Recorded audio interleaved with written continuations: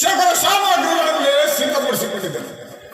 ನೀನು ಬಂದವ ಪೂಜ್ಯರಾದ ಭೀಷ್ಮಾಚಾರ್ಯರ ಮನೆಗಾದರೂ ಹೋಗಬಹುದಾಗಿತ್ತಲ್ಲ, ಅಥವಾ ಗುರುಗಳಾದ ದ್ರೋಣಾಚಾರ್ಯರ ಮನೆಗಾದರೂ ಹೋಗಬಹುದಾಗಿತ್ತಲ್ಲ. ಅವೆಲ್ಲವನ್ನು ಮೀರಿ ಈ ದೋಷಪುತ್ರನಾದ ಮಿದುರ ಮನೆಗೆ ಹೋದಂತೆ ಎಷ್ಟರಾಗಲಿಲ್ಲ. ತಿಳುವಳಿಕೆ ಮೊದಲೇ ಇಲ್ಲ. ಕೃಷ್ಣ ಕೃಷ್ಣ, ನನ್ನ ಅರಮನೆಯ ವೈಭವವನ್ನು ನೋಡಿ ಹೋಗುವಂತೆ ಈ ಪೀಠದಲ್ಲಿ ಕುಳಿತುಕೊಳ್ಳೋಣ.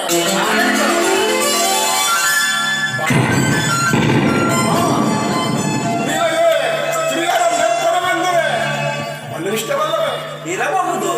ಇದ್ದರೇನು ಇದ್ದೇ